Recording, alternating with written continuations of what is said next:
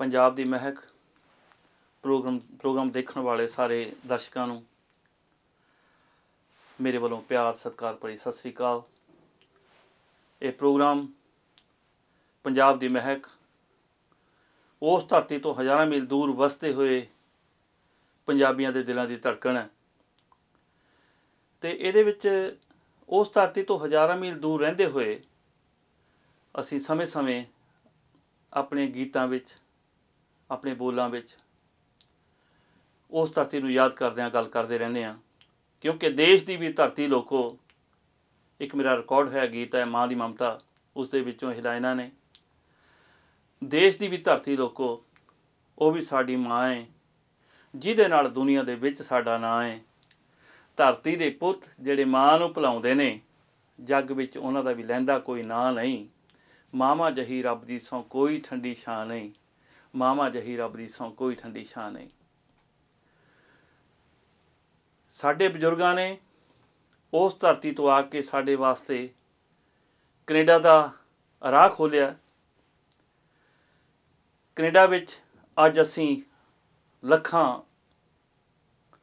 दी गिणती विच जिउने आ, अपनी जिंदगी का आनंद माणदे आ, निघ माणदे आ, असीं अपना भविख भी संवारदे आ ते असीं पास्ट पिछे अपने भैणे भरावां दी भी मदद करन दी कोशिश करदे आ। पर पंजाब ते पंजाबीयत दा मान साडे बजुर्गां ने जिन्हां ने कायम कीता, उन्हां नूं समर्पित करके कुछ लाइनां उन्हां वास्ते पेंट ने। जिन्हां बजुर्गां दे सदके असीं इत्थे, जिन्हां बजुर्गां दे सदके असीं इत्थे, उन्हां कदमां नूं है प्रणाम साडा।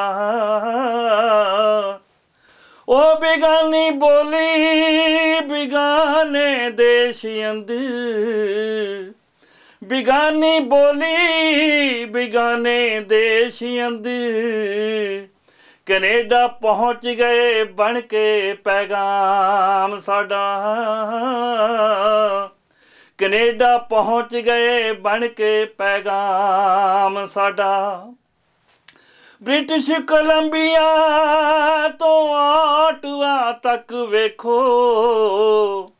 ब्रिटिश कोलंबिया तो आटवा तक वेखो, होया ऊंचा ते मान सन्मान साडा।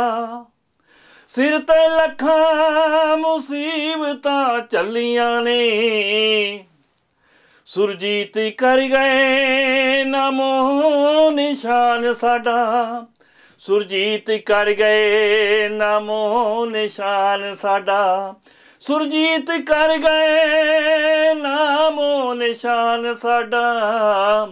उन्हां कदमां नूं है प्रणाम साडा, उन्हां कदमां नूं है प्रणाम साडा। सो उन्हां बजुर्गां दे सदके असीं जिंदगी दा निघ माणदे हां, आनंद माणदे हां इत्थे, ते उन्हां नूं ये सन समर्पित कुछ लाइनां। अज साडे सिटी दे विच councillor, MLA, member of parliament, premier इत्थों बनदे ने। सानूं उन्हां बजुर्गां ते माण है ते उन्हां बजुर्गां नूं सानूं कदे नहीं भुलना चाहिदा, क्योंकि ये कनेडा ये धरती इसने हर इंसान नूं बहुत कुछ दिता है। इत्थे असीं अपनी जिंदगी च जो भी बनना चाहुंदे आ असीं बन सकदे आ। सानूं इस धरती ते माण होना चाहिदा है, सानूं उन्हां बजुर्गां ते माण होना चाहिदा। धन्नवाद, सत श्री अकाल।